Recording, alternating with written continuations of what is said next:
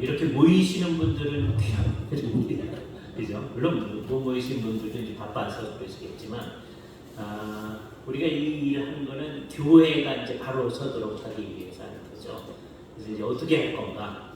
우선 1세기에 있었던 골로새 교회를 한번 오늘 생각해 보도록 하겠습니다. 성경 가운데서 골로새라는 지역, 우리 잘 생각을 잘 안 하죠. 그래서 요번에 한번 생각을 하도록 하겠어요. 요 얘기를 재밌게 하기 위해서 우리가 이렇게 묶여져 있는 세 도시가 있거든요. 라오디게아, 히에라폴리스, 골로새. 이게 전부 다 성경에 나옵니다. 골로새라는 데도 성경에 있고요. 라오디게아 교회 우리 다 알잖아요. 요한계시록에 나타나는. 히에라폴리스는 잘 안 나오는 것 같은데 히에라볼리라는 곳이 나오죠. 골로새에서도 그 언급이 나옵니다. 거기 이제 묶여져 있어요. 이따 그걸 생각하고요. 거기서부터 한 160km 떨어져 있는 곳에 아주 유명한 도시인 에베소가 있습니다. 거기를 생각을 해야 돼요. 그래서 제가 이 강의의 제목을 네 도시 이야기 그렇게 얘기했습니다. 유명한 소설 가운데 두 도시 이야기라는 게 있어요.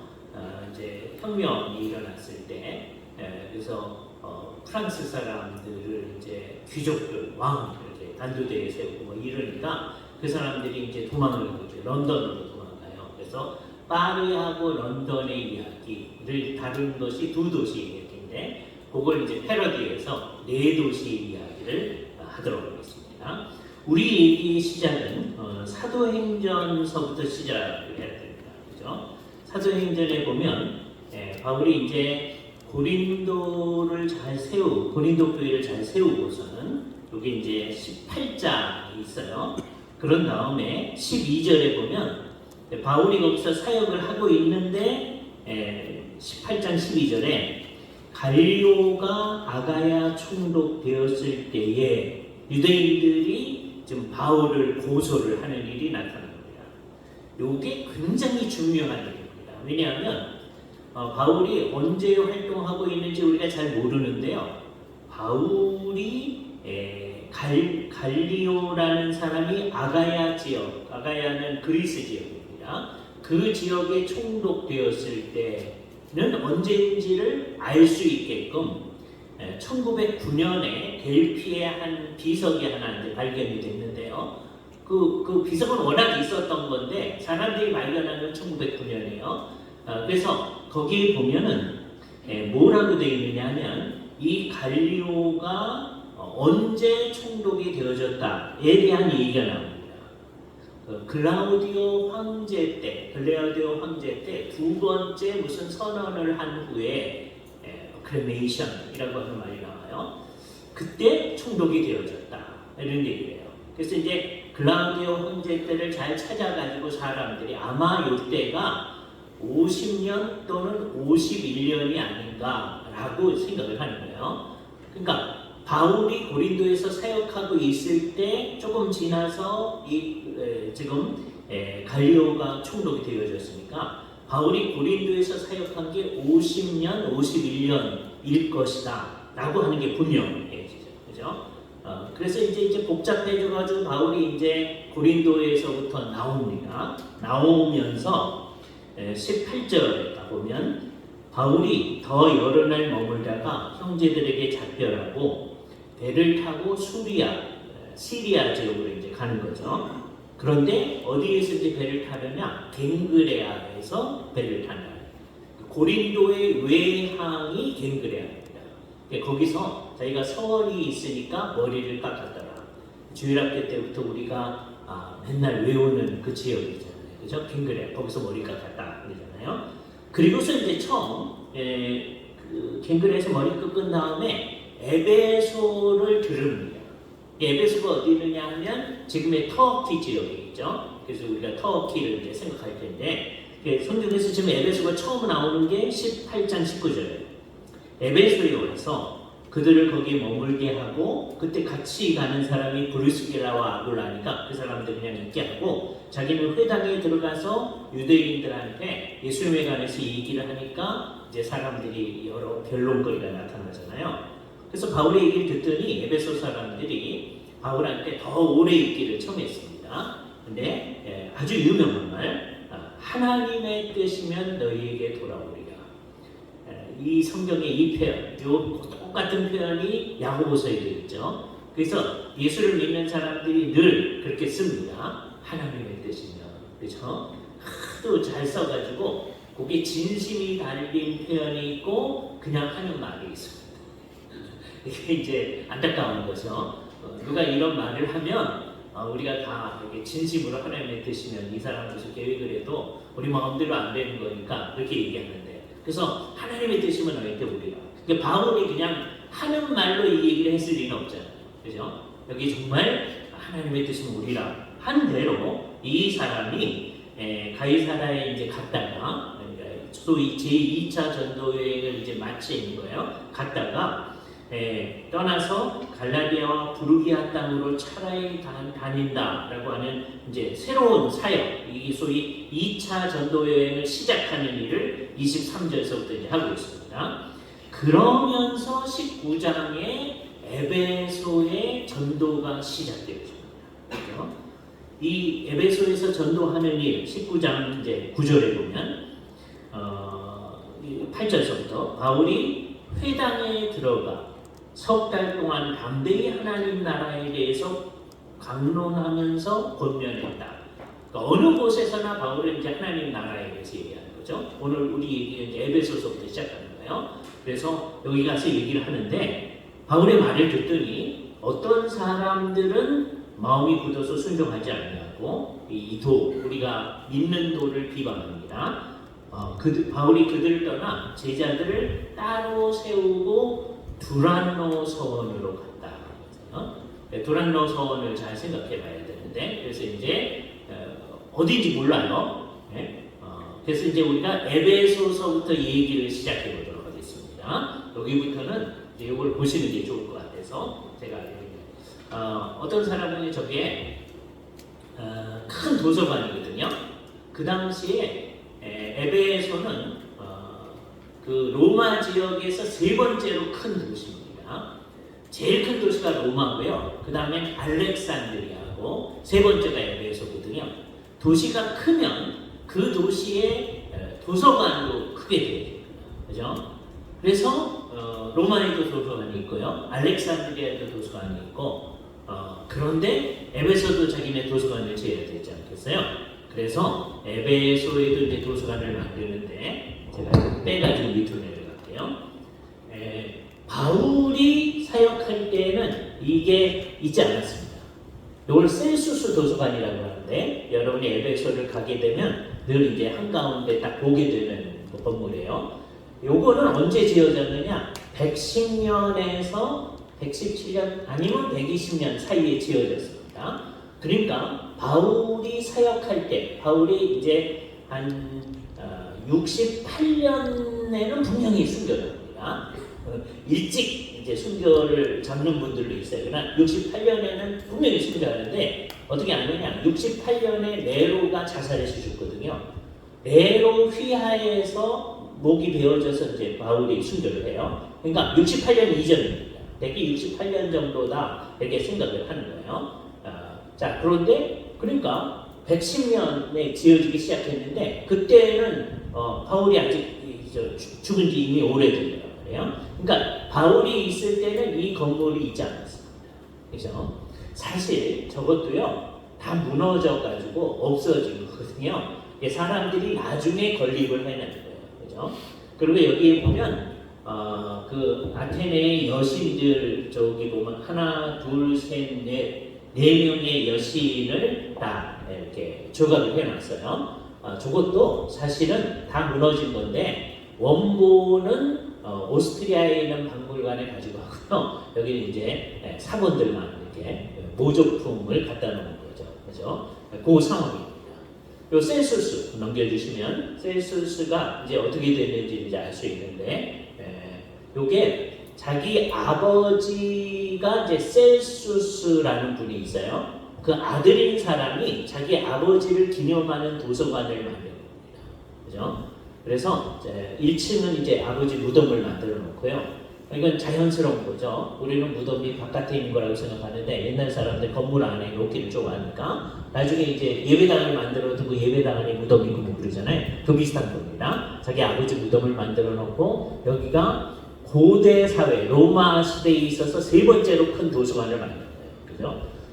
그 당시에 책들은 우리가 보는 이런 책으로 되어 있지 않냐고 두루마리로 되어 있으니까 두루마리 12,000여 권의 두루마리를 갖다 놓을 수 있는 도서관이었어요. 자기 아버지를 기념해서 만든 그 아버지 이름이 셀수스예요. 그 가문의 이름이 폴레마이아누스인데 그러니까 아버지가 셀수스 폴레마이아누스예요. 그 아버지를 기념해서 만든 도서관이다.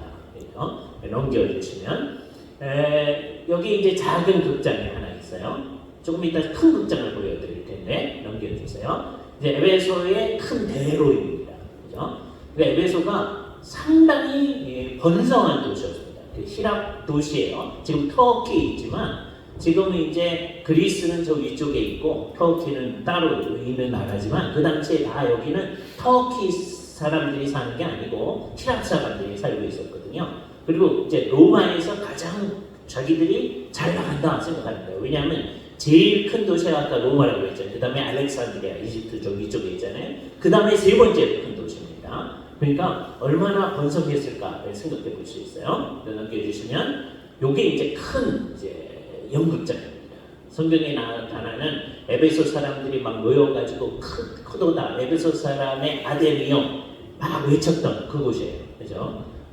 그래서 여기에 사람들이 있는 이 장면을 생각을 해가지고 지금도 이렇게 되어 있는데 옛날에 우리 합신 교수님들이 이제 방문을 했을 때 우리 김추성 교수님이 노래하는 신학자를 그러거든요. 대학 다닐 때 이제 음악과로 들어오셨어요. 그러다가 신학과로 전과를 했는데 그래서 이 사람은 계속해서 노래하는 걸 좋아합니다. 그리고 굉장히 뛰어난 성악가가 인정을 하기도 했었어요. 그래서 본인도 즐겨하면서 그래서 저희 갔을 때 밑에서 이제 오페라 아리아를 하나 탁 불렀더니 여기 모였던 사람들이 전부 다 박수 치고 뭐 그런 적이 있었어요. 그죠? 아주 좋은 구조를 가지고 있죠. 옛날에 마이크 장치 없어도 다 들을 수 있게끔 잘 만들어 로마 사람들의 기술이 컸다고 하는 걸 알 수 있습니다. 여기에 모인 사람들의 근거에서 인구수를 추정합니다. 그죠? 그런데 정확히 알 길이 없어요. 넘겨주시면 이제 의견이 여러 가지예요. 4만에서 7만이다. 이건 너무 적게 잡은 겁니다. 아주 뛰어난 학자들도 저런 얘기를 해요. 저 얘기를 한 사람이 한슨이라는 사람인데 로마의 인구를 75만 명에서 100만 명으로 되게 한 사람이 한슨입니다. 그래서 저 사람의 의견을 무시할 수도 없긴 없어요. 그죠? 근데 이 사람이 로마의 인구가 100만 명이다 라고 했을 때 어떤 분들은 에베소에가 4만이나 7만이었을 거다 라고 추정하기도 하고요. 대개는 14만에서 17만 그렇게 추정하기도 합니다. 어떤 사람들은 14만, 17만 최대로 잡는 분이 22만 5천 명 또는 25만 명 그게 20만 명에서 25만 명 그렇게 잡습니다. 그게 적절한 것 같아요. 그죠? 그러니까 우리가 모르는 거 투성입니다. 그러니까 성경을 믿어야 돼요. 다른 거는요 다 추론하는 거예요. 당시에 에베소의 인구가 몇 명이었는지 몰라요. 아주 뛰어난 학자들도 4만 적게 잡는 분은 4만이고요. 많이 잡는 분이 25만 명 잡거든요. 굉장히 차이가 있잖아요. 근데 이걸 뭘 가지고서 이제 이렇게 추정을 하느냐 하면 아까 그 연극장의 규모를 봐가지고 이 인구가 얼마 되겠을까. 그리고 이제 이따가 보여줄 이제 도시가 있으면 도시 바깥에 있는 모습이 있습니다.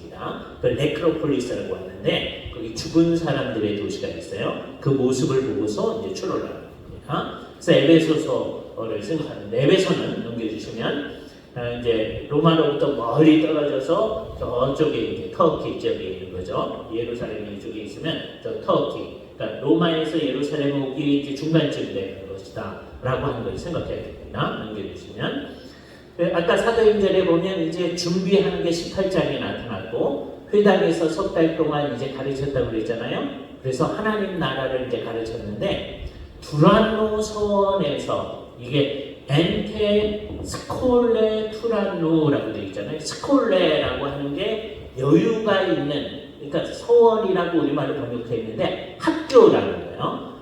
그러니까 이거는 기독교하고 관련되어 있는 것이 아닙니다. 우리는 아주 익숙해져서 두란노 서원은 기독교적인 기관이잖아요. 예? 그래서 우리나라의 출판사 가운데 두란노 서원이 있잖아요. 그런데 이건 워낙 저 사람들이 사용하던 그냥 일반적인 것입니다. 거기를 세내에서 사용한 거예요.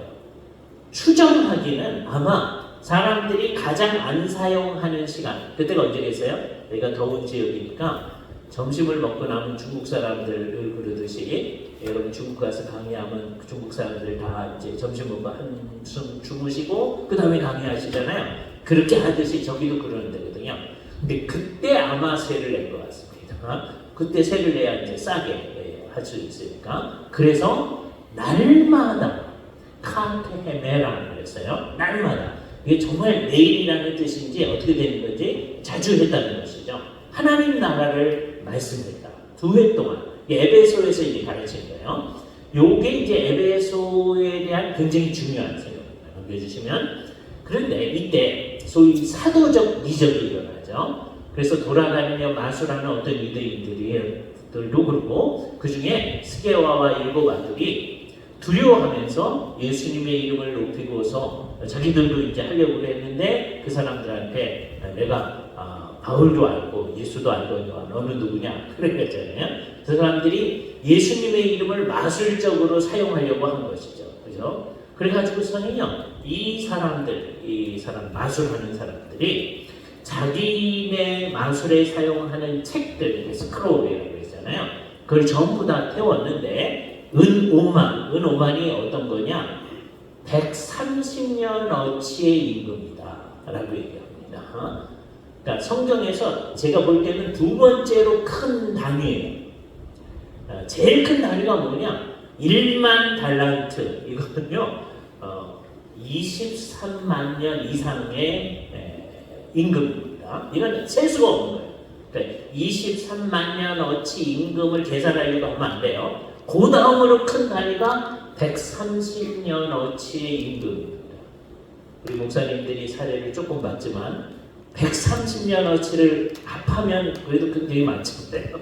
우리가 조금 맞는데도 불구하고, 그죠? 근데 그만큼을 태워버린 거예요. 자, 그러니까 이제 이 에베소에서 문제가 일어나는 거죠. 넘겨주시면 데메드리오, 이 사람을 은장색이라고 했잖아요. 아르그노 코포스라고 했어요. 아르그노라고 하는 은을 가지고 뭔가를 만드는 사람을 얘기하는 거죠. 그래서 이 사람들이 뭐라고 했냐면 메갈레헤 아르테미스 에페시온, 에베소서의 아르테미스가 크다. 왜냐하면 아르테미스는 이게 이제 영어로 말하면 다이아나에 해당하는 여신입니다. 풍요의 여신이에요. 그래서 요게 이제 대표적인 아르테미스인데요. 이게 동글동글한 게 전부 다 뭐냐면 유방입니다. 이렇게 풍요롭게 뭔가를 제공할 수 있다라고 생각을 하는 거죠. 그래서 이거를 굉장히 높이는 거예요. 그래서 저 사람들은 뭘 만드는 거냐? 이거를 만드는 게 아니라 이 신전의 모형을 만드는 사람들이었습니다. 그런데 바울이 다니면서 하나님은 손으로 지은 곳에 계시지 않는다. 진짜 하나님은 그렇게 아니다. 그러니까 지금 데메드리오 같은 사람들이 자기들이 하는 일이 이제 손상을 받을 것 같으니까 사람들 모아가지고서는 얘기를 하잖아요. 그죠? 자, 그랬을 때 그 모임 가운데 서기장이 나타나서 얘기하기를 무슨 문제가 있으면 서로 고소를 해라. 그리고 문제가 있으면 민회에 정식으로 소청을 할 것이고 거기서 결정할 거다. 여기서 굉장히 중요한 걸 우리가 배우는 거예요. 여기서 민회라고 번역된 단어가 에클레시아라는 말입니다. 그래서 에클레시아라는 말이 교회 우리 공동체에 대해서 적용하기 전에 세속적인 용어로 이 세상의 모임 가운데 사용되던 용어였다. 이걸 우리가 알게 되죠. 그죠? 그래서 이 에클레시아라는 말 뜻을 가지고 우리를 규정하려고 하면 안 됩니다. 제가 이제 총신대학 맨 처음에 갔더니요, 그렇게 과정 중에 제가 수없이 많이 들었던 것이 교회는 에클레시아라고 그러는데 에클레시아라는 말은 에크 바깥으로, 그다음에 칼레오 부른다. 그래서 우리는 이 세상으로부터 바깥으로 불려내어진 사람, 그런 얘기를 수없이 많이 들었어요. 네? 그래서 그런 줄 알았어요. 공부해서 보니까 그렇지 않아요. 왜냐하면 이게 일반적으로 사람들이 쓰던 말이에요. 에베소 사람들이 자기네 마을의 모임 전체를 의논하기 위해서 25만 명이라고 가정했을 때 그 중에 에베소 시민들만 모이는 거거든요. 상당수는 노예였으니까 노예 제거하고, 그다음에 여자들 제거하고, 애들 제외하고, 남자 어른들만 모여서 그만 몇 명 안 됩니다. 그 사람들이 에클레시아 모임을 하는 거예요. 그게 에클레시아예요, 그죠? 근데 우리는 그거를 가져다가 우리가 새로운 의미로 사용하는 거죠. 오늘 그런 단어를 몇 개를 얘기할 겁니다. 그리고 이게 성공적이었다라는 얘기를 할 거예요. 다른 사람들이 쓰던 단어를 가져다가 우리가 새로운 의미를 불어넣어서 사용하는 거예요. 그래서 이제 사용하는 거예요. 그죠? 여기서 이제 에베소에서 이제 복음을 전하는 거죠. 이때 상당히 많은 사람들이 와가지고서 복음을 들었어요. 그죠? 그렇게 들었던 사람 가운데서 아마도 그 에바브로디도라고 하는 사람이 자기가 예수 그리스도를 에베소에서 이제 들은 다음에 자기 고향이 생겨나요. 이 사람의 고향이 어디냐면 골로새였던 것 같아요. 그래서 넘겨주시면 이제 에베소를 잠깐 가보겠습니다. 에베소의 아주 좋은 아파트 모습입니다. 옛날 1세기에 있던 아파트예요. 넘겨주시면 요거는 이제 하디아누스의 성전입니다. 요거는 바울이 있을 때 있지 않았던 거예요. 요것도 117년에서 138년 사이에 만들어진 거니까, 그러니까 이게 점점점 로마 황제를 숭배하는 것이 있는 거죠. 그 전에는 그리스와 로마 시대에 여러 신들을 섬기는 신전들이 조용히 있어요. 그죠? 근데 그 중에 나중에는 황제를 기념하는 것도 만들어내는 거죠. 넘겨주세요. 여기 하드리안 성전에 대한 이제 설명이고요. 넘겨주시면 여기 이제 니케, 여신 니케를 이제 부조해 놓은 겁니다. 이게 스피드의 여신이에요. 그래서 니케에서 온 말이 나이키. 그죠? 예. 그거 관련이 돼 있는 거예요. 그래서 이제 애들 운동화 만들고 뭐 그러잖아요. 스피드를 잘 나타내는 거니까. 그러니까 수없이 이제 곳곳마다 전부 다 신들이 다 있는 거예요. 넘겨주시면. 그리고 아르테미스의 신전의 터고요. 저거는 아까보다 더 정교한 거죠. 2세기경의 아르테미스의 상의 모습입니다. 요거 이제 아르테미스 신전터인데 이제는 이제 다 무너지고 아무것도 없는 거예요. 아직 지금 골로새 가지 못하고 에베소 얘기입니다. 넘겨주세요. 다음에 이게 도미티안 신전의 모습이에요. 도미티안 신전, 기독교에 대해서 굉장한 박해를 가했던 분이죠. 그 자기를 이제 신격화하는 거예요. 96년경 그러니까 그 도미티안 신전의 모습이에요. 바울 이제 이후의 상황입니다. 넘겨주시고. 이것도 도미티안 신전의 이제 뒷도 모습이고요. 다음에 넘겨주시면 이게 아까 아파트가 있다고 그랬잖아요. 아주 부유하게 살았다고 하는 걸 알 수 있고, 이게 이제 한 집에 그냥 이 대리석 바닥입니다. 그죠? 그러니까 집 안이 전부 다 이렇게 대리석으로 되어 있어요. 넘겨주시면 저 안쪽에 아까 거기서 안쪽으로 찍은 겁니다. 한 집에 이렇게 전부 다 대리석으로 다 되어 있고, 넘겨주시면 바닥이 다 이런 식으로 되어 있습니다. 실제로 모자이크가 다 됩니다. 바닥이 우리는 그냥 바닥에 되어 있을 때 이렇게만 있잖아요. 근데 저 사람들은 자기들 나름대로 멋있게 방마다 모자이크 처리를 달리하죠. 굉장히 부유한 집안입니다. 넘겨주시면 이게 이제 아파트 맨 마지막 부분이고, 넘겨주세요. 그래서 말씀을 들었던 에바브로디도가 자기가 이 에베소에서 이제 바울이 사역했을 때는 아마도 53년에서 56년 그 사이에 있을 거예요. 네. 그래서 53년 가을에서 55년 여름이냐 56년이라고 생각하는 분들이 많습니다. 자, 그런데 또 레이몬드 브라운이라는 사람은 54년에서 57년 아닌가 이렇게 생각합니다. 그러니까 우리가 정확히 없어야 돼. 이때쯤 바울이 이제 이 에베소의 복음을 전한 거예요. 그래가지고 여기서 복음을 들었던 에바브로디도가 넘겨주시면 자기 고향으로 가요. 여기가 이제 골로새예요. 골로새에서 조금 옆으로 가면 라오디게아가 있죠. 그죠? 거기 맞은편에 보면 히에라폴리스가 있죠. 그죠? 그럼 여기에 흐르는 강이 뭐냐면 라이커스 강이라고 합니다. 그래서 여기를 라이커스 계곡이라고 얘기해요. 그죠? 루커스라고 발음하기도 하는데 이제 미국 사람들은 라이커스라고 합니다. 네, 라이커스 강을 따라서 있는 계곡이에요. 네, 라이커스 강에 있는 세 도시 골로새, 라오디게아, 히에라폴리스 이 세 도시입니다. 그런데 워낙은 골로새가 굉장히 중요한 도시였어요. BC 5세기에는 굉장히 중요했어요. 근데 세월이 점점 지나면서 1세기, 바울이 여기 가서 관련할 때, 바울이 간 것 같진 않고 관련할 때는 영향력이 줄었습니다. 그래서 다른 두 도시가 훨씬 더 영향력이 큽니다. 그래서 우리도 이제 출발점을 어떻게 잡을 거냐? 히에라폴리스서부터 한번 보도록 하겠어요. 넘겨주세요. 우선 여기 정리를 하는데 우리가 성경에 보면 소아시아라는 말이 나오잖아요. 소아시아는 지금의 터키를 말하는 거예요. 터키를 소아시아 이렇게 생각하시면 좋아요. 그걸 아나톨리아라고 하게 돼요. 거의 같은 말입니다. 아나톨리아 또는 소아시아예요. 그 중에서 서남쪽을 로마의 속주였던 아시아주라고 얘기합니다. 그러니까 소아시아가 더 넓고요. 아시아가 더 작습니다. 그 자체는 그래요. 그래서 요거 이렇게 잘 정리한 사람이 누구냐 하면 우리가 별로 좋아하지 않은 제임스 던이라고 하는 학자예요. 이 사람 1939년에 태어나서 2020년에 돌아가셨는데 이분은 워낙 우리처럼 성경을 그래도 많이 믿던 분이에요. 근데 점점 성경을 안 믿기 시작해요. 그죠? 아주 안타까워요. 그죠? 그래서 나중에는 바울의 세관점 얘기하고 성경을 이상하게 가르치는 아주 이상한 사람으로 이제 전락했어요. 안타까운 마음을 가져야 됩니다. 그러나 역사적 정보는 정확하게 주기 시작하거든요. 제 친구 가운데 제 고등학교 친구가 있었는데 어느 날 질문을 하는 거예요.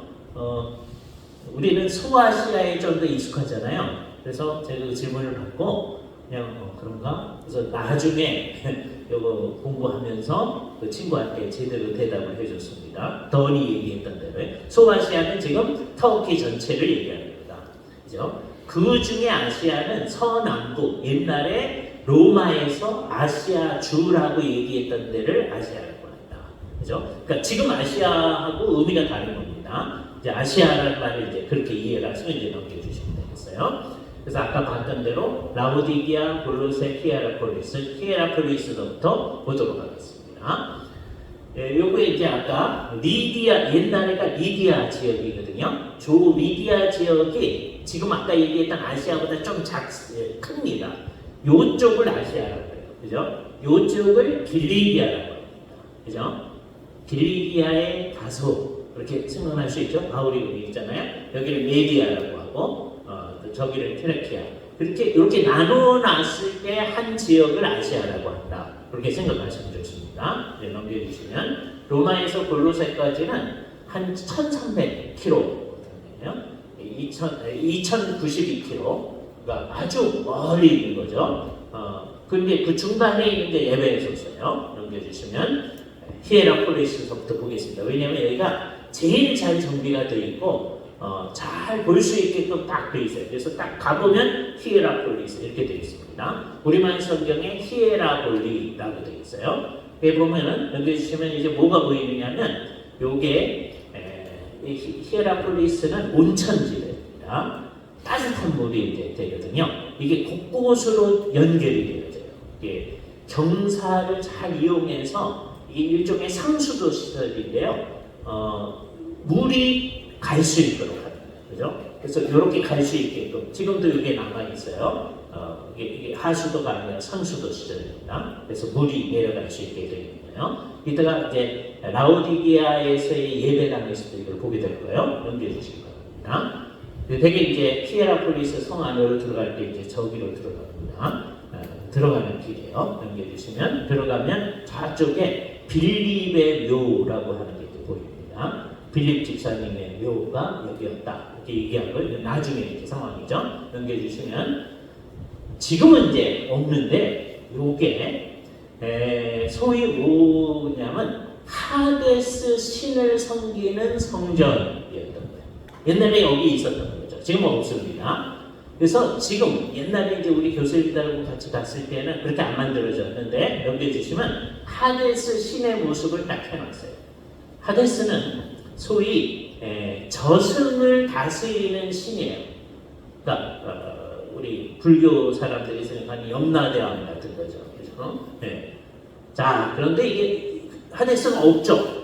근데 이게 성경에 남아 있어요. 왜? 죽은 다음에 가는 데를 성경에서도 하데스라고 합니다. 예? 이제 옛날 히랍 사람들은 하데스라는 장소가 있고 거기서 하데스 신이 다스린다라고 생각해서 하데스 신에게 경배하고 했던 거예요. 하데스 신상을 이렇게 만들어 놓은 겁니다. 근데 기독교인들은 이제 저거를 비신화한 거죠. 하데스 신은 없다. 하데스라고 하는 장소도 사실은 더 생각해 봐야 된다. 그죠? 그래서 이거 잘 생각하세요. 하데스는 어디냐? 죽으면 사람들이 글로 내려간다라고 생각하는 곳이에요. 네? 근데 실제로 그런 건 아닙니다. 우리가 사람이 죽었을 때 돌아가셨습니다. 그러잖아요. 돌아갔다는 게 뭐예요? 옛날에 하늘에 있었는데 이 세상에 잠깐 왔다가 다시 올라갔다는데 그거 아니잖아요. 돌아갔다는 것이 사람이 죽었습니다는 말을 표현하는 거잖아요. 그것처럼 옛날 유대인들은 누가 죽었을 때 스올로 내려간다. 그걸 신약 성경에서는 하데스로 내려간다. 이렇게 표현을 했던 거거든요. 네. 근데 그 말을 한참 하다가요. 진짜로 하데스라는 곳에 가나? 이렇게 생각하면 안 됩니다. 그죠? 하데스로 내려간다는 뜻은 뭐예요? 죽었다는 거예요. 죽으면 어떻게 돼요? 사람이 둘로 나뉘어집니다. 하나님을 믿는 사람은 죽었는데 그걸 쓰는 말이 하데스로 내려간 거예요. 진짜로 내려간 게 아니에요. 죽었는데 기뻐요. 즐거워요. 왜? 누구랑 같이 있어요? 하나님과 같이 있어요. 그렇죠? 그래서 어떤 사람은 한국 사람이 말하는 대로 옳은 말은 아니지만 하데스로 내려가서 천국에 있어요. 네? 그러니까 하데스로 내려간다는 말의 뜻을 알아야 돼요. 안 믿는 사람은 하데스로 내려가서 즉 죽어서 지옥에 있어요. 그래서 그러니까 진짜로 있게 되어지는 것은 하늘이냐 지옥이냐 이게 진짜 되는 거예요. 근데 그렇게 죽는 거를 이제 옛날 사람들이 쓰는 표현이 뭐였어요? 하데스로 내려간다 이렇게 표현했거든요. 그런데 옛날 에베소 사람들을 비롯해서 그 당시 사람들은 히에라폴리스 고본주 다 그렇게 생각하는 거예요. 하데스 신을 섬기고 있었다. 여러 신들 가운데 하나 죽음의 영역을 다스리는 신. 그렇죠? 그러니까 얼마나 잘 해보려고 노력을 했는지 알 수 있겠죠. 최근에 만들어진 겁니다. 네? 몇 년 전에 우리 교수님들하고 갔을 때 이런 거 없었거든요. 근데 이제 이 사람들도 이제 관광 목적으로 옛날에 이런 거 있었다 이렇게 이제 만들어 놓은 거예요. 하데스 신의 모습입니다. 넘겨주시면. 요게 이제 히에라폴리스에 있는 연극장입니다. 요거를 통해서 여기에 인구가 몇 명 있었는지를 추론을 하는 거죠. 넘겨주시면 아마 이게 12,000명에서 15,000명 들어갈 수 있는 연극장이 있는 거 보니까 아마 히에라폴리스에 25,000명에서 4만 명 정도가 있지 않았을까라고 생각합니다. 히에라폴리스가 골로새보다 좀 더 큰 도시예요. 자, 기억을 해놔야 돼요. 그래서 아마 히에라폴리스에 25,000명에서 4만 명 정도였을 거다라고 추론을 하는 겁니다. 여기 주시면 그래서 이제 여기서 밑을 내려보면 되고요. 여기 주시면 요게 이제 소위 다메섹 문이라고 하는 건데 히에라폴리스에 있는 이쪽에 있는 문입니다. 여기서부터 쭉 가면 다메섹으로 연결이 되어집니다. 이게 다메섹 문이라고 해요. 요 바깥으로 나가면 거기가 어디냐 하면 소위 죽은 자들의 도시입니다. 저 안쪽은 산자들의 도시예요.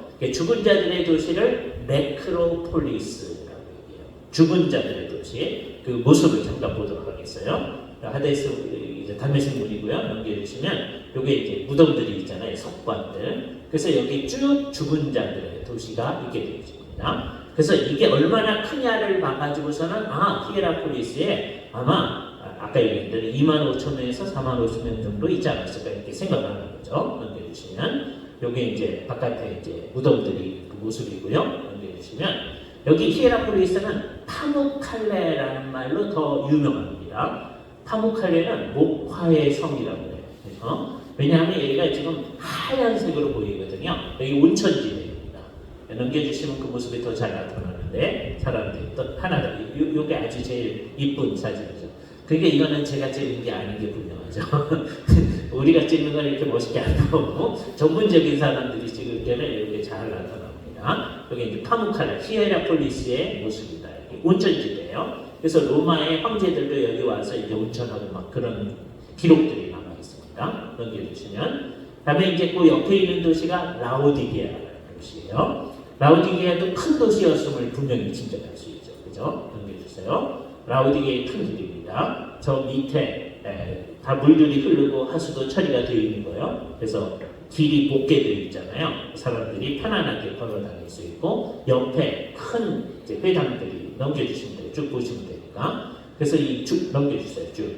저런 주랑들이 쭉 있고 저쪽이 시장입니다. 그죠? 시장의 이제 왼편 모습을 볼 거예요. 쭉 보시면 넘겨주세요. 이런 모습이 쭉 있죠. 이게 웨스트 아고라 서쪽에 있는 시장입니다. 그래서 라오디게아도 큰 도시였음을 우리가 알 수 있게 쭉 이렇게 늘어서 있겠네요. 지금 아까 그 모습을 이제 이쪽에서 촬영한 게 겁니다. 넘겨주시면 여기 서쪽에 띠아터가 있는데 여기 2021년에 복원을 했습니다. 그러니까 옛날에는 우리가 이렇게 복원되지 않았었어요. 그러니까 이 정도를 통해서 라오디게에 몇 명의 인구가 있었겠는지 짐작하는 거죠. 그래서 대개 6만에서 10만 정도로 추론을 합니다. 많은 사람들이. 라오디게아는 아마 6만에서 10만 정도. 그러니까 아까 히에로폴리스 거기에는 한 4만에서 그 정도라고 했잖아요. 라오디게아는 6만에서 10만 정도. 그렇게 이제 생각을 하는 거죠. 넘겨주시면. 여기 예수를 믿는 사람들이 영향이 있었다고 하는 게 이제 저런 표시를 통해서 이제 알 수 있게 되어지고요. 여기 이제 계속해서 교회가 있었어요. 그래서 진짜 나중에 이제 모습은 예배당도 만들어 놓거든요. 넘겨주세요. 저렇게 쌓여져 있는 게 이제 예배당 터의 모습을 이제 복게 해놓은 겁니다. 그래서 아마 이런 형태의 예배당이 있지 않았을까. 한 6세기, 한 4세기서부터 6세기 정도의 이런 예배당이 있었을 거다라고 생각합니다. 바울 시대하고는 전혀 상관없는 거예요. 거기 예수를 믿는 사람이 쭉 있다가 아마 저 정도 되면 1층, 2층, 3층, 4층 되는 건물이잖아요. 꽤 높은 건물로서 예배당이 있었겠다. 그것을 요거는 이제 짐작하는 겁니다. 실제 모습은 이제 들어가 보시면 어떻게 되어 있느냐 하면 그 예배당 밑에 요 하수구 모습 보이잖아요. 그 밑에 배수구가 다 있고요. 넘겨가시면 이렇게 이제 다 예배당 방면에 전부 다 아까 그 모습은 밑에 전부 다 이렇게 저런 장식이 다 되어 있는 걸 알 수 있어요. 우리보다 훨씬 낫잖아요. 그래서 이게 4세기부터 6세기경에 있었던 예배당의 모습입니다. 그 다음에 이제 안타까운 건데 여기가 뭐냐? 소위 이게 이제 교회가 이제 초창기에서부터 타락하고 있다고 하는데 예수를 믿기 시작하면서부터 제대로 믿으면서도 초창기에서부터 이 예배당 앞부분을 자꾸만 재단이라고 합니다. 재단 뒤편이 전부 다 이런 식으로 되어 있습니다. 거의 니케아도 그렇게 되어 있고요. 다 이런 식으로 되어 있어요. 재단 뒤편에 쭉 되어 있는 거예요. 네? 재단 뒤편의 모습입니다. 그러니까 이게 무슨 말을 알 수 있느냐? 여기를 재단이라고 하면 안 되거든요. 재단이면 뭐예요? 제사가 드려지는 곳이잖아요. 네? 그래서 그걸 깨닫고 그런 말을 쓰지 말기로 한 게 종교개혁이에요. 우리가 종교개혁의 후예들이거든요. 그런데 제가 어렸을 때 자라난 교회가 지금 아주 좋은 교회입니다. 제가 어렸을 때도 이제 웨스트민스터 신학교에서 공부하면서 자라났어요. 우리 교회 선생님들이 잘 가르쳐준 거죠. 그런데 우리 교회에서 여기 뭐라고 그러는지 아세요? 재단. 그래서 여기는 아무나 못 올라가요. 네? 기름 부음 받은 정도로 올라가는. 물론 우리가 올라가긴 올라가죠. 언제? 청소할 때.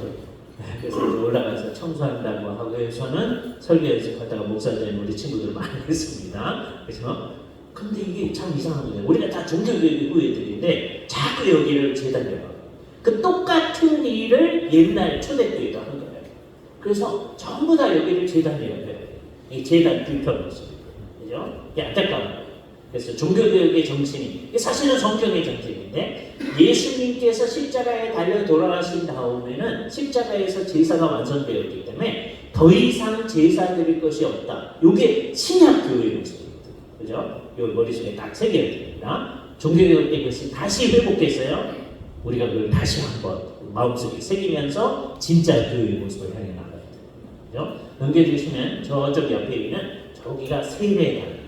사람들이 저 안에 들어가서 세례를 받고 아마 침례의 형태로 받았을 것 같아요. 세례를 받고 안으로 들어오는 거죠. 그죠?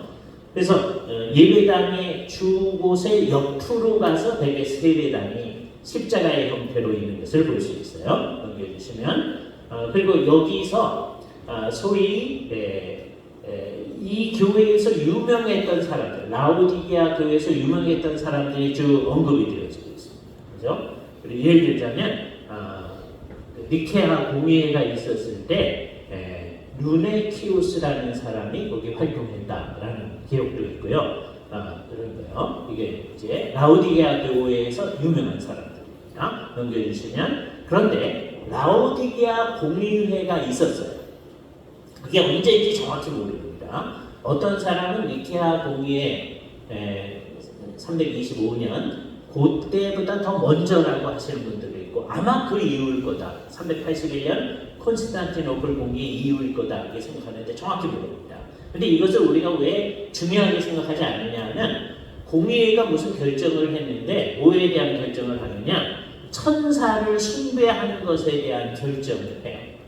그게 우리가 골로새서에 보면 천사 숭배하는 것으로 너희가 이렇게 하지 않도록 해라 그런 얘기가 있잖아요. 그게 공근체에 널리 퍼져 있었던 것이다 라는 걸 알 수 있는 거죠. 그래서 우리는 이 공의회의 결정을 중요한 거라고 생각하지 않습니다. 그래서 재미있는 걸 발견하는 거예요. 기독교 강요에 보면 공의회, 즉 교회의 회의도 실수한 적이 있고 실수할 수가 있다 라고 얘기하듯이 이런 것이 아주 대표적인 얘기죠. 우리는 교회의 공의회를 매우 중요하게 생각합니다. 그러나 그 교회의 공의회가 결정한 내용이 성경하고 일치하면 그건 중요하고 우리가 따라가는 거지만 성경하고 일치하지 않으면 우리는 갖다 버리는 거죠. 이 라오디게아 공의회의 결정 사항 중에 상당 부분도 우리는 중요하게 생각하지 않는다라고 생각해요. 보시면 그리고 이제 골로새로 봅니다. 이 골로새는요 지금은 이것만 봅니다. 아무도 안 봐요. 그래서 여기는 이제 특별히 이제 예수를 믿는 사람들이 갈 때면 가지만 이제 가놓고서도 에게 아무것도 없네 이렇게 되는 거예요. 이 발굴을 2021년도서부터 시작을 했거든요. 이제 막 시작한 거예요. 그죠? 파무칼레 대학교 연구팀이 이제 파무칼레 대학이 이제 터키에 있는 대학 중에 하나예요. 고고학과에서 이제 발굴하는 거죠. 그 사람들이 예수 믿는 사람들이 아닌 거죠. 근데 자기네끼리 유적이니까 발굴을 하기 시작하는 거거든요. 자, 이 에베소라는 지역은 자, 이 지역 전체가 브리기아 지역이에요. 아까 라이커스 계곡이라고 했잖아요. 라이커스 계곡의 남쪽 언저리에 있었다. 골로새라고 하는데 그거를 이제 누가 그러느냐? 피터 오라이언이라는 분이 82년도에 그렇게 얘기를 했어요. 호주 학자인데 아주 중요한 학자입니다. 호주에 가면 시드니에 무어 컬리지라고 있거든요. 그거는 굉장히 유명한 학교예요. 그래서 호주 사람들은 그래도 조금 예수를 믿는 사람들은요 무어 컬리지 그러면 굉장히 존중하는 마음이 있어. 그래서 한국에서 서울대학교로 누든지 알잖아요. 그런 거랑 똑같아요. 호주 사람 가운데서 무어 컬리지 그러면 존중하는 마음. 제가 옛날에 호주 가면서 무어 컬리지에 이제 연구하러 간 적이 있는데 그때 무어 컬리지를 갑니다 했더니 그 세관에 있는 사람이 아주 아는 척을 하면서 이제 친절하게 보내주더라고요. 그죠? 네, 그런 무어 컬리지의 신약 교수입니다. 피터 오브라이언 그렇게 얘기를 했어요. 네, FF 브루스가 84년도에 또 자기 골로새서 주석에서 그 얘기를 썼습니다. 그래서 저는 이게 82년, 84년의 얘기예요. 그래서 이게 라이커스 계곡의 남쪽 언저리 있구나. 머릿속에 넣어놓으세요. 그런데 옛날에 다 얘기했더라고요. 누가 그렇게 얘기했는데 예를 들자면 리처드 랜스키라고 루터파 신학자인데, 미국에 있는 루터파 신학자인데 굉장히 보수적인 신학자가 있습니다. 우리나라에 이분 주석이요 초창기서부터 많이 번역이 되어 있어요. 그래서 75년에 이제 번역된 렌스키의 주석, 골로새서의 주석에 보면 이미 렌스키가 요거 우리나라 번역본이 75년이니까 나온 거는 30몇 년 된 겁니다. 그러니까 이미 다 얘기했던 거예요. 또 이종규 목사님이 신약 개론 쓰면서 88년도에 그렇게 다 써놨더라고요. 근데 우리는 그거 다 보지도 않고 그냥 넘기는 거죠. 그래서 이게 라이커스 계곡의 남쪽 원절이 그거는 오브라이언과 브루스한테서 배운 거니까 그러다라고 생각했는데 그게 아니라 누구든지 다 그렇게 얘기한다. 아시는 거죠? 넘겨주시면요. 지금 이제 2021년도 발굴을 시작해가지고 거기에 8.9헥타르에 이르는 아크로폴리스가 있어요. 그리고 그 동쪽 지역에 5,000명을 수용할 수 있는 원형 정비장이 있었기 때문에 아마 25,000명에서 3만 명 정도가 있지 않았을까? 인구가. 그러면 에베소는 아주 적게 잡는 분이 4만 명이라고 했고요. 대개는 20만에서 25만 잡는다고 그랬잖아요. 그거에 비하면 여기는 아주 적은 거죠. 25,000명에서 3만 명. 그 중에 아주 소수가 예수를 믿는 사람들이었습니다. 그러니까 그 사람들이 골로새 교회예요. 그래서 골로새 교회를 공부하기 시작해요. 그래서 아주 적게 잡는 분은 15,000에서 2만 정도 잡는 분들이 있어요. 그 인구 전체를. 대개는 25,000에서 3만 정도 넘겨주시면. 그 골로새 근처에 유대인들이 상당히 많이 있었다는 걸 알 수 있어요. 왜냐하면 유대인들이 반세계씩 성전세를 내잖아요. 그 기록이 있거든요. 그걸 통해 가지고 상당히 많은 사람들이 아마 적게 잡는 분들은 10,000명, 아주 제일 적게 잡는 분이 7,500명이라고 비라는 분이 골로새서 주석 쓰면서 얘기한 적이 있어요. 많이 잡는 건 그 근처에 한 2만 명에서 3만 명 정도 있었겠다. 변이 그렇게 얘기합니다. 사람들마다 달라요. 그러니까 적어도 10,000명 이상의 유대인들이 그 근처에 있었던 거죠.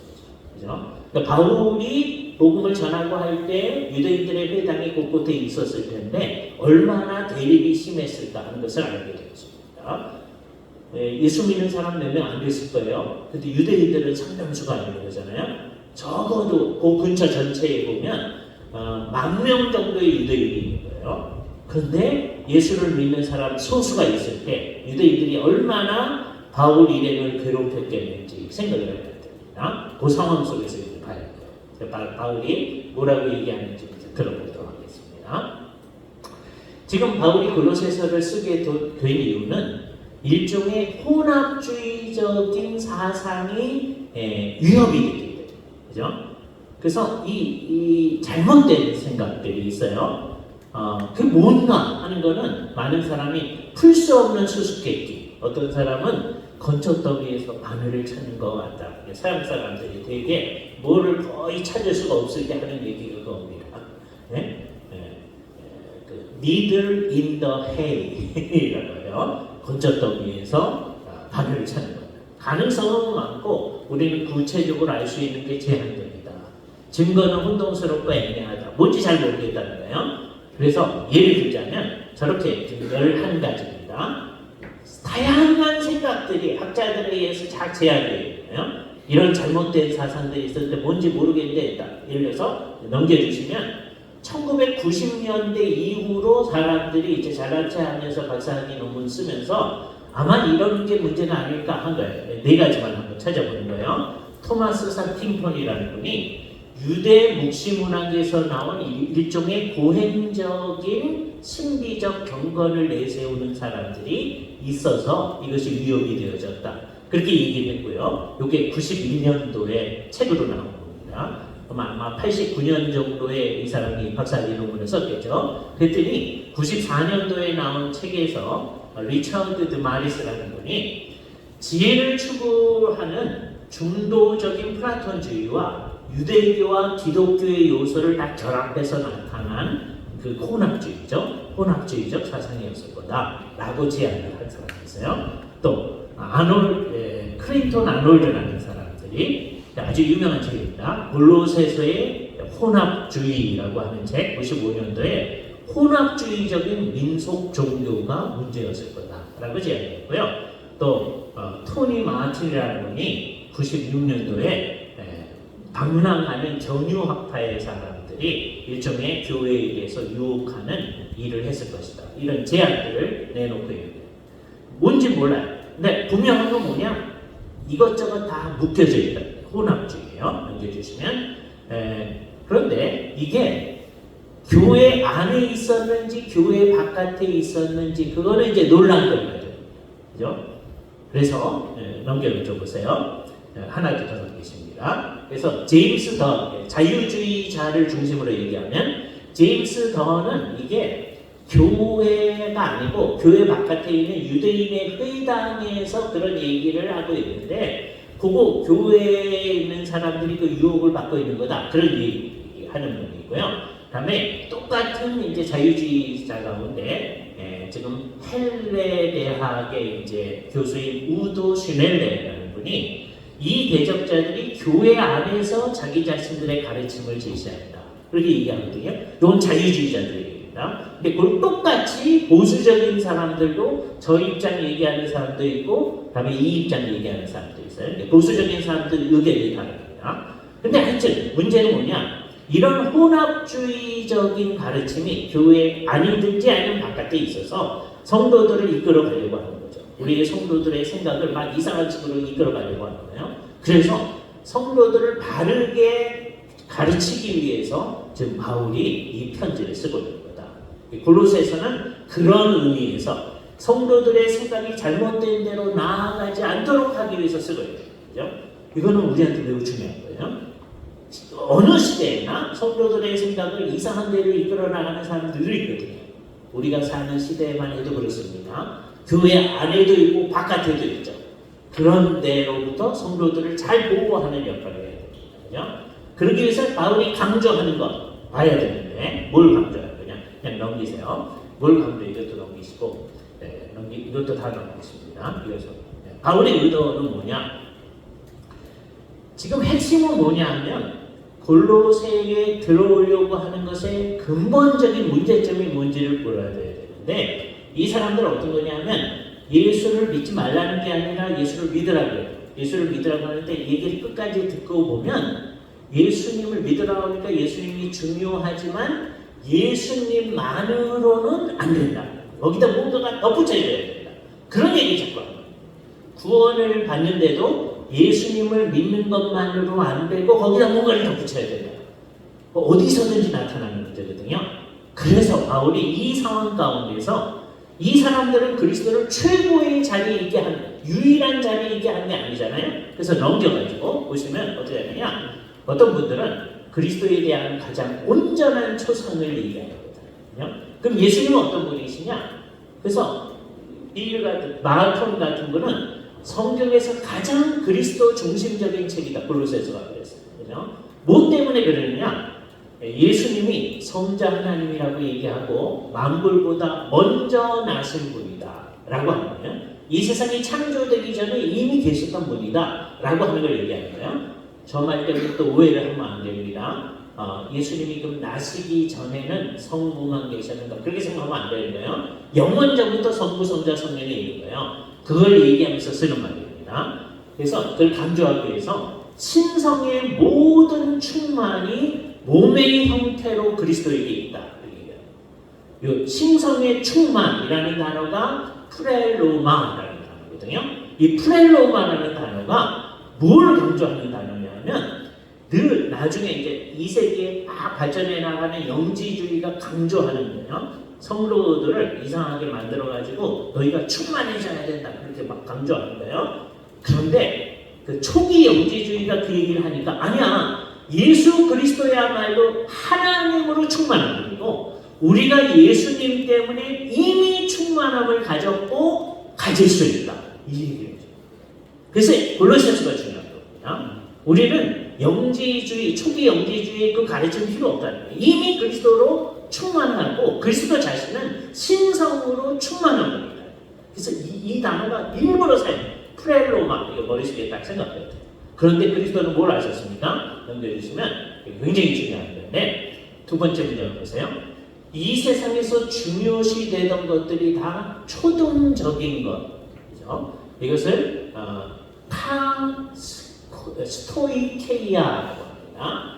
우리나라 말에서는 뭐라고 하냐? 초등학문이라고 번역했어요. 그 초등학문이라고 번역했던 말을 다 초등적인 것이에요. 뭐가 초등적인 것이냐? 옛날에 골로새 사람들이 섬기던 다른 신들, 그런 것들 다 초등적인 것이다.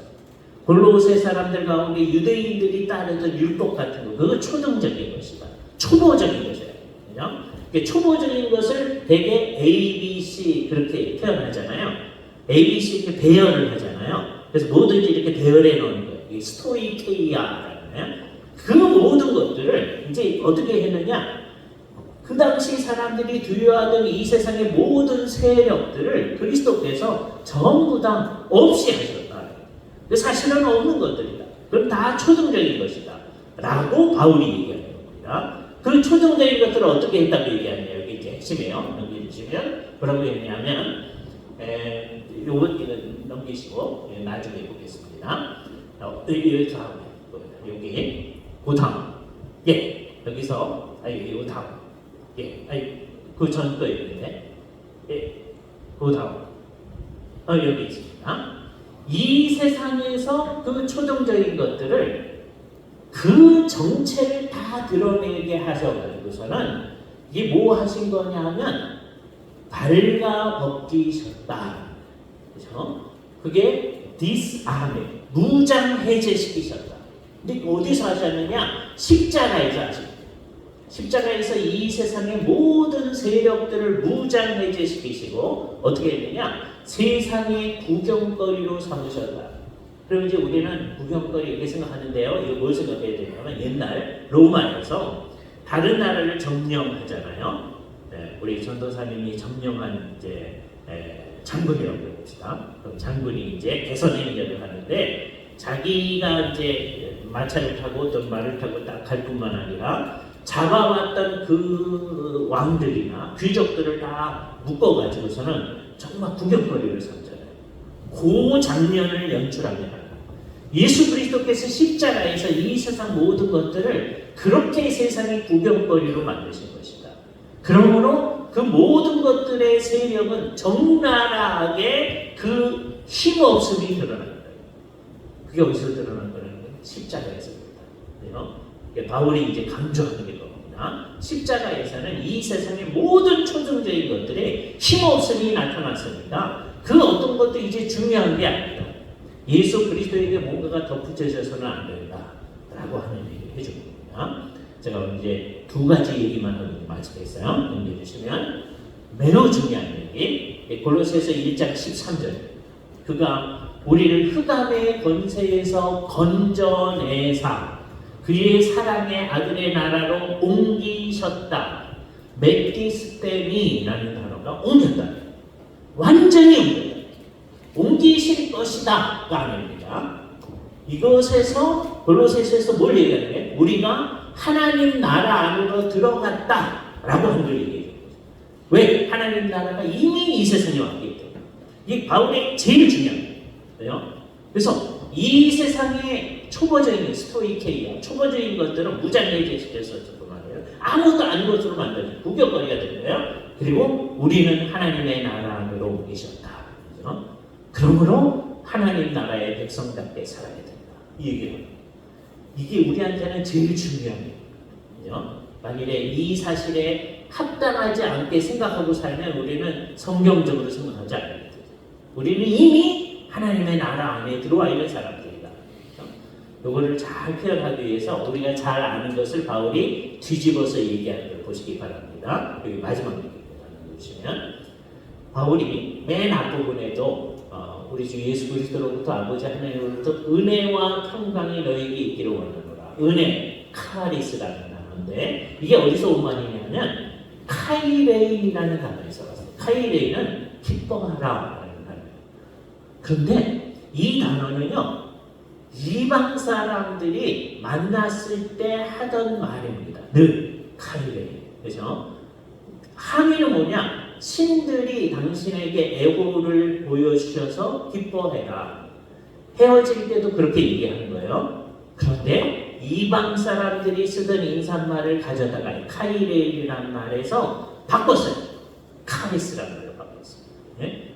그래서 이방 사람들의 용어를 바꿔가지고서는 이제 우리는 신들의 여호와에서가 아니라 우리 주 예수 그리스도와 아버지 하나님과 성령님으로 말미암아 은혜가 있어져야 너희가 회전할 수 있다. 그렇게 바뀌어요. 그 다음에 은혜 얘기한 다음에는 에일렌의 즉 평강 얘기를 합니다. 평강은 넘겨주시면 우리가 잘 아는 샬롬이랍니다. 그렇죠? 우리가 날마다 그렇게 얘기하잖아요. 근데 이 말을 이제 한참 사용하다 보면 그 뜻을 잊어버립니다. 유대인들도 지금 이 말을 계속 사용하죠. 지금도 샬롬을 해요. 네? 샬롬을 바르는 사람들입니다. 그런데 샬롬의 주체가 여호와라고 하긴 하는데 그 여호와가 삼위일체 하나님이라고는 전혀 생각하지 않아요. 또 세속적인 유대인들은 하나님하고 전혀 상관없이 샬롬합니다. 이 샬롬은 우리말의 안녕이라는 말하고 똑같습니다. 그죠? 그런데 이제 여기 기독교적인 의미는 뭐예요? 하나님이 함께하지 아니하시면 전혀 안녕하지 않아요. 하나님이 함께해야만 안녕한 거예요. 하나님이 함께해야만 샬롬인 거예요. 하나님이 함께하는 게 하나님의 나라 안으로 들어가는 것이고 하나님께서 이미 우리를 그의 사랑의 아들의 나라로 옮기신 것이죠. 그래서 우리가 은혜와 샬롬, 즉 평강의 영역으로 옮겨진 거예요. 그래서 그것을 강조하는 거예요. 우리는 어떤 사람이냐? 지금 무의미하게 사용되어지는 한국에서 안녕이라는 말, 유대인들의 샬롬이라는 말을 우리는 그 말의 진정한 의미로 돌이키는 사람들입니다. 삼위일체 하나님이 함께 하셔야만 진정한 샬롬입니다. 이게 재미있잖아요. 바울은요 곳곳에서 이방 사람들이 사용하던 인사말, 유대인들이 사용하던 인사말을 가져다가 기독교적인 인사말로 바꿔놨어요. 바울의 모든 서신에서 다 은혜와 평강입니다. 이제 요즘에 저희 교회에서는 이제 목회 서신, 디모데전서, 후서, 디모데 하고 있는데 거기는 은혜와 긍휼과 평강, 긍휼을 하나 더 넣어놨어요. 다 의미가 있죠, 그렇죠? 네, 그러나 대부분은 은혜와 평강이에요. 근데 그 은혜와 평강 그 자체는 이방 사람들, 유대인들이 사용하는 인사말을 새로운 의미로 새롭게 하는 것이다. 아까 에클레시아라는 말, 교회라는 말을 이방적인 용어라고 그랬잖아요. 그걸 가져다가 새로운 의미로 사용했어요. 그래서 이제는 에클레시아 하면 다 교회로 알아듣습니다. 그렇죠? 성공적으로 변화시키는 거죠. 이 일도 그래야 됩니다. 하나님이 함께 하셔야만 평강이 있다 라고 하는 그리스도께서 모든 것의 중심이라고 하는 것을 온 세상 가운데 잘 선언하는 우리의 사역이 됐으면 합니다. 같이 기도하겠습니다. 거룩하신 주님 감사합니다. 오늘 첫째 시간에 우리가 에베소의 이야기, 히에라폴리스, 다음에 골로새까지의 모습을 살펴봤습니다. 바울을 사용하셔서 진정한 하나님의 뜻을 잘 표현해 주셔서 작은 도시였던 골로새, 주님을 섬기는 사람들이 있게 하시고 그들을 통하여서 이 세상에 은혜와 평강을 전하신 주님, 우리를 사용하셔서 이 한국 땅에 진정한 은혜와 평강을 전달해 주시기를 원하옵나이다. 우리가 이 역할을 제대로 감당할 수 있게끔 우리를 이끌어 주시기만을 간절히 원하옵고 우리 주 예수 그리스도의 이름으로 기도하옵나이다. 아멘. 감사합니다.